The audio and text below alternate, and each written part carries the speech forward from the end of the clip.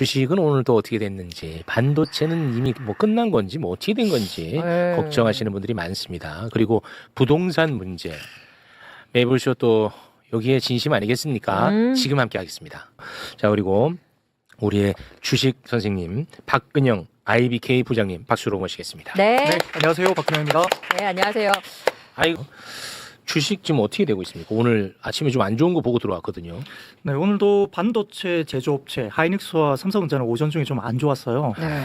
예, 그렇긴 했지만 코스닥이 너무 많이 빠졌다고 지난번 방송에도 드렸었는데 네네. 워낙 많이 빠져서 이제 순환매가 좀 돌면서 오늘은 코스닥이 8% 넘게 등을 보여줬습니다. 와. 그동안 오르지 못했던 바이오라든지 네. 2차 전지라든지 제가 소비주도 좀 이야기를 드렸잖아요. 네. 뭐 최근에 뭐 백화점. 그렇죠. 뭐 동탄 쪽에 지역이 어떻고 말씀드린 적이 있는데 그 외에도 화장품이나 미용기기 등도 급등이 나왔고 지약바이오 헬스케어, 2차 전지 이쪽 중심으로 코스닥 쪽이 이제 상대적으로 많이 올랐죠. 네. 그러니까 이제 집중 쏠림 현상이 좀 완화되니까 이제 올라가는 종목 수도 좀 많아지고 반도체가 좀 쉬니까 이제 다른 쪽이 좀 돈이 도는 그런 모습을 보이기도 좀 했습니다. 네, 오늘 반도체가 좀 많이 떨어졌더라고요. 네. 아, 뭐예요? 끝난 거예요, 이제 벌써? 아, 그런 건 아닌 것 같습니다. 그 네. 오픈 AI가 그 관련된 IPO를 좀 늦출 가능성 말씀을 한번 드렸잖아요. 네. 예, 그 부분들이 이제 오늘 조금 더 부각이 됐는데 이게 뭐냐면 네. 오픈 AI가 각각의 연결고리를 가지고 있는 회사들이에요. 이렇게 이제 보통 빅테크들이 물고 물리면서 막 이렇게 돼 있거든요. 네. 근데 이게 이제 전체적으로 계약을 하면 어떤 계약을 하면 돈을 주고 어떻게 뭐 매출도 이루고 이렇게 돼야 되잖아요. 일부분 그렇지만 이렇게 글로벌 빅테크들하고 지분 출자로 막 엮여 있어요. 예를 들면 뭐 예를 들어서 내가 어떤 걸 서비스를 이용하면 돈을 줘야 되는데 돈으로 안 받고 그쪽에 지분을 받는다든지 네네. 그런 엮여 있다 보니까 오픈 AI가 이제 IPO를 늦게 하고 좀 뒤로 미룬다 이렇게 이야기 나오니까 이거 투자가 그냥 다 같이 밀리는 거 아니야? 이런 고민을 할 수밖에 없죠. 도미노식으로 이제 순환 출자에 대한 어려움들이 있는 거고요. 자, 그러다 보니까 최근에 하이퍼 스케일들 소위 말하는 뭐 메타나 아마존, 알파벳 이런 회사들이 현금이 계속 떨어지고 있어요. 네. 뭐 AI로 실제로 돈 버는 회사들이에요? 그 하이퍼 스케일러를 해가지고 예. 뭐 크라우드 서비스를 한다든지 이런 회사들인데 돈이 많았던 회사들이 점점 이제 돈들이 막 고갈되고 있는 모습이 돈이 말라가고 있어요? 조금 보이잖아요. 네. 일부 회사는 이제 마이너스권도 들어가고. 네, 그렇죠. 그러니까 이제 이것 때문에 오픈 AI도 뭔가 좀 불안해지면서 IPO도 연기를 한다 그러고 그리고 또 하이퍼 스케일러들도 현금 흐름이 말라가니까 좀 어려워지는 거 아니라는 우려가 사실 있긴 합니다. 네. 왜 그래? 자, 근데 이제 그런 부분에서 어때요? 지금 이제 막대 그래프 보시면 현금이 쭉 고갈되다가 마이너스도 보이고 일부 이제 좀 마르는 게 보이잖아요. 네. 근데 그래프가 이제 1, 2년 뒤부터 어떻습니까? 돈이 벌릴 것 같다라고 추정이 좀 나오고 있죠. 30이라는 게 30년도를 말하는 거. 그렇죠. 2030년도. 예. 그러니까 그러니까 X축이 연도네. 네네네. 네. 그렇죠. 그러니까 25년, 26년 접어드니까 조금 말라가잖아요. 확 떨어진 모습이 보이죠. 네. 그러니까 지금은 이제 투자 초기니까 돈을 많이 못 벌어도 투자는 해야 된다 생각하고 좀 돈을 계속적으로 쓸 수밖에 없고 일부 회사들은 이제 뭐 채권 시장도 좀 어려워지니까 주식 발행까지 하면서 빅테크들이 이제 돈을 막 끌어당기다 보니 그래서 확 이제 떨어지는 거 아니냐 이제부터 그 고민을 하지만 일정 부분 빅테크들이 이제는 27년, 28년 넘어가면 돈을 벌 거다는 추정을 하고 있어요. 아직까지는 그런 구조가 나타납니다. 이게 블룸버그 쪽에서 나온 구조인데 이게 검은색 실선이 이제 우리가 투자를 하는 캐펙스 부분에 돈이 들어가는 거고 노란색이 어떻습니까? 점점점 올라가면서 26년 넘어가니까 일정 부분 캐펙스 관련된 비용 대비해서 아직은 미미하지만 이제 치고 올라가는 게 보이잖아요. 노란색이 뭔데요? 매출. 예. 그러니까 투자 대비해서 매출이 좀 이제는 아직은 미미하긴 하지만 매출이 올라올 거다라고 AI 추정하는 거죠. 매출? 그렇죠. 그러니까 투자를 한 거에 대한 매출이 나와야 되는 거잖아요. 네네. 그래서 이제 투자가 검은색 실선이 보이는데 살짝 역전됐다가 조금 미미하지만 이제는 이제 그와 관련된 매출이 이제는 조금 역전되면서 올라올 거다. 그러면 이제 다행이네. 28, 29, 30년 넘어가면 아까처럼 이제 탁 치솟을 가능성은 다행이네. 아직까지는 그렇게 추정을 하고 있다. 아우, 다행이네. 근데 이제 이거는 이제 현재로서는 포캐스팅 이제 예측이니까 예측이죠. 좀 더 이제 계속적으로 지켜봐야 될 부분은 분명히 있습니다. 네. 뭐 계속 다행이다 하시는 거예요. 아니, 다행이어야만 해. 안 그러면 큰일 나. 큰일 나. 근데 지난주에 뭐 마이크론 그 마진율 85%못 믿으셨잖아요. 85%. 예, 그거 맞아요. 그거 대박 터진 예. 거잖아. 예, 그래서 이제 6월 25일 날 며칠 전에 삼성전자, 하이닉스, 마이크론 대상으로 담합 이슈로 미국 연방 정부에 또 누가 소송을 걸었어요. 얘네들 담합해서 이제 가격 물량을 올린다? 안 늘리고 가격을 올리는 세 개 회사가 삼성, 하이닉스, 마이크론이 담합했다라고 이제 소송을 건 게 이제 있는데 네. 그게 오늘 오후에 나오긴 했거든요. 근데 이제 뭐 그거 제대로 이제 소송 관련된 건이 진행되려면 몇 년이 걸립니다. 그리고 과거에도 그런 적이 있었고요. 돈을 좀 벌기 시작하면 그런 식으로 많이 담합 이슈로 이야기를 했는데 네. 어떨 때는 그게 이제 의미 없이 이제 그냥 끝난 경우도 있고 네. 어떨 때는 일부 이제 담합 이슈가 조금 제기된 것도 있어서 네. 몇 년 동안 이 부분을 좀 지켜봐야 되지만 아무튼 이제 좀 불편해지는 거죠. 어떤 누군가는 애플도 지금 막 그랬다가 마이크론한테 한번 먹었잖아요. 그렇습니다. 니네가 우리 힘들 때 물건 다 가져가지고 싼 가격에 다 가져가서 니네가 그네들도 90% 수익 낸 적이 있거든요.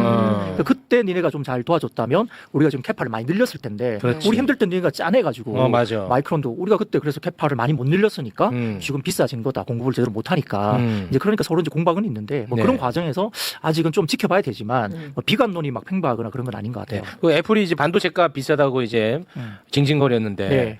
이제 제가 이제 금요일에 이야기 나눌 때는 좀 통쾌하고 그랬거든요. 네네. 근데 또 곰곰이 생각해 보니까 이러다가 또 애플이 싼 거 중국 거 갖다 쓰면 이거 끝장나는데 하는 생각도 들더라고요. 네, 그렇지 않아도 주말 사이에 CXMT라는 그 중국 업체의 메모리를 좀 쓰면 안 되냐라고 미국 쪽에 로비를 했다는 이야기가 나왔어요. 네. 근데 중국이 미국한테 아니죠. 애플이. 애플이 예, 미국 쪽에 예. 중국 좀 풀어줘라. 네, 내가 이제 너무 비싸서 죽을 것 같으니까 야, 나 중국 제품 좀 쓸게. 이렇게 이제 미국 정부에다가 로비를 했다는 이야기가 좀 나오고 있는데 네. 그거 악재네. 근데 그거는 너무 악재로 생각할 필요는 없어요. 첫 번째, CXMT라는 회사는 물론 잘하는 회사입니다. 근데 중국 정부가 80% 이상은 반도체는 자국에 중국 내에서 조달을 해라라고 중국 업체들에게 이야기를 했거든요. 그러니까 소위 말하면 중국 내에 있는 뭐 샤오미, 오포, 뭐 비포 이런 그 중국 내에 메모리를 쓰는 스마트폰 회사들이 있잖아요. 네. 그 회사들이 중국 정부의 지시에 의해서 중국 제품을 80% 이상 이제 가져와야 돼요. 근데 CXMT가 이제 이런 어떤 규모가 있을 거잖아요. 네. 그 규모를 따져 보니까 중국 업체 주기도 바쁜 거예요 지금. 그 애플한테 갖다 줄 물건이 일단은 별로 없다. 없어. 예, 아유, 그리고 다행이다. 거기도 이제 막 증서를 막 빨리 할 수가 없는 거고. 아유. 그 두 번째는 그것도 그거지만 가격이 그렇게 걔네들도 싸지 않다. 싸지 않아요? 네, 생각보다. 예. 가격이 어우, 올라 다행이다. 있어요. 예, 그러니까 물건 줄 것도 없는데 애플 물건까지 감당을 하면 그 업체들이 굳이 싸게 줄 이유가 애플에게 없겠네. 싸게 줄 이유도 없고 물건도 없는 데다가 다행이다. 그러니까 한국이나 마이크론이 가지고 있는 물건 대비로도 그렇게 별로 안 싸서 애플이 그렇게 이야기하는 것에 대해서는 크게 영향이 없을 가능성이 높다라고 이제 현재에서는 분석이 되고 있기 때문에 네. 악재는 아닌 것 같고요. 네. 애플 입장에서는 자기네들이 이제 어떤 그런 전제 조건을 가지고 그렇게 어나운스를 한번 해야만이 좀 면피할 수 있죠. 가격 올라도 이렇게까지 했는데도 올랐어. 그런 이야기를 할 수 있지 않습니까? 지들을 그 비싸게 팔아먹기 위한 빌드업 과정으로 볼 수 뭐 있겠군요. 그럴 수도 있고 어쨌든 불편한 것도 많고. 그것도 많기도 예전에는 하고. 본인들이 가보부 갑이었는데 그렇지. 지금 깎아달라고 하니까 택도 없어 가져가 이러니까 불편한 거죠. 그러니까 이제 징징징 되는 거예요. 그러면서 이제 자기네 어떤 뭐 압력 행사를 하고 있는데 네. 지금 현재 분위기는 녹록치 않다 생각보다. 알겠습니다.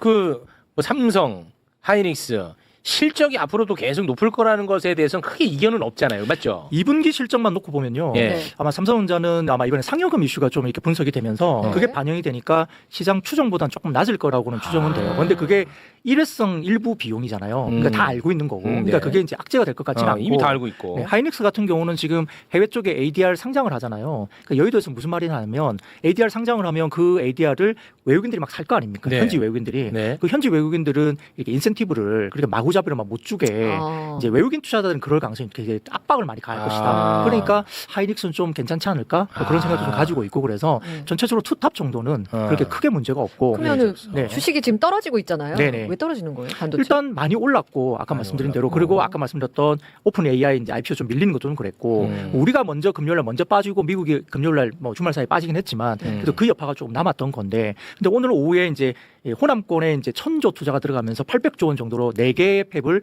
추가로 짓는다 이야기 나오면서 오늘 발표됐어요? 발표됐습니다. 네. 그러니까 새롭게 4개를 더 짓는데 네. 5년 안에 이제 전체적인 물량을 2배 정도 늘리겠다라고 발표는 됐어요. 네. 그러면서 아침에 많이 빠졌던 하이닉스도 장중에 잠깐 플러스가 나기도 했고 삼성도 이제 좀 따라잡는 모습도 보이긴 했는데 네. 삼성은 아까 말씀드렸지만 2분기 실적이 이제 어떤 인센티브 때문에 조금 적게 나올 거야라고 이야기를 하니까 이제 이 회복이 조금 더뎠고요. 네. 하이닉스는 장중에 플러스까지 나오다가 이제 지금 시간에서는 한 1%대 조금 밀리긴 했지만 장중에 엄청 밀렸었거든요. 그러다가 지금 코스피 지수가 8,100포인트까지 밀렸다가 8,400 언저리까지 땡겼으니까 저점 대비 한 300포인트 정도 땡긴 거예요. 그러니까 네. 힘이 아예 없는 건 아닙니다. 그러면서도 삼성전자 하이닉스가 이제 많이 줄였잖아요. 낙폭을. 그러면 옛날에는 코스닥을 막 팔고 막 넘어가기 바빴거든요. 네네. 근데 오늘은 희한하게도 코스닥이 힘이 굉장히 좋았습니다. 끝까지 이제 뭐 2차 전지, 제약바이오 헬스케어, 뭐 그다음에 소비재들이 안 빠지고 버텨준 게 좀 의미가 있다고 볼 수도 네. 있습니다. 제가 이제 워낙 이제 불안해가지고 이것저것 이렇게 좀 찾아봤는데 네. 삼성이랑 SK 하이닉스 실적은 뭐 계속 오른다. 그렇다고 해서 주가가 계속 오르기는 쉽지 않다. 왜냐? 돈이라는 건 한정이 있으니까 수급에 대한 부분. 약간 좀 부정적으로 얘기하시는 분들이 좀 존재하던데 그건 어떻게 네. 보세요? 결국 이제 레버리지라는 상품이 나오면서 이제 굉장히 좀 왜곡된 건 맞아요. 뭐 한 배짜리가 아니라 두 배짜리 넣고 세 배짜리 넣다 보니까 그런 것들이 이제 수급이 막 좀 집중되고요. 예를 들어 하이닉스가 뭐 200 얼마 300만 원 정도 가고 삼성전자가 뭐 한 3, 40만 원 정도 가니까 이 사기가 되게 껄끄러웠잖아요. 네. 내가 뭐 예를 들어서 두 분도 주식 500만 원짜리 사라 그러면 내가 내 돈 갖고 한 주 두 주밖에 못 사는데 네. 그건 좀 부담스럽고 어. 한 만 원짜리 뭐 2만 원짜리 이런 게 보이잖아요. 네네. 그래서 좀 이렇게 진입하기가 좀 장벽이 심리적인 진입이 좀 어려웠죠. 네. 근데 이제 레버리지 ETF라고 있으니까 ETF는 10,000원, 20,000원이면 이 주식에 내가 투자를 할 수 있는 거거든요. 네. 그러니까 그런 쪽으로 막 쏠리기 시작하는 거예요. 그러니까 그런 것들도 사람들이 이제 학습 효과를 따라서 좀 빠지면 올라간 게 하이닉스, 삼성전자가 계속 가고 빠졌으면 그게 가고 빠지면 그게 가고 학습 효과가 최근에 되다 보니까 어떻게든 빠지면 그걸 또 막 집중적으로 더 사게 되는 그런 쏠림이 계속 되다 보니 조금 힘들었는데 네. 여전히 수급도 반도체 투자하는 수급은 여전히 집중되고는 있습니다. 그게 6번 자료 좀 띄워주시면 6번 자료. 그 이야기가 나옵니다. 네. 수급이 반도체 삼성전자 하이닉스 레버리지 주간 유입 구간인데요. 지난주 더 올라갔죠. 돈들이 계속 들어오잖아요. 마이너스권이 아니잖아요. 네, 그러니까 이렇게 좀 빠지니까 돈이 더 들어오더라. 네. 그러니까 아직까지는 삼성전자 하이닉스에 대한 ETF 주간 그 자금의 유입은 뭐 집중은 아직은 좀 되고 있다고 볼 수는 있습니다. 걱정 안 해도 된다 일단은. 수급은 일단 아직까지 좀 들어오고 있는 편입니다. 알겠습니다. 음.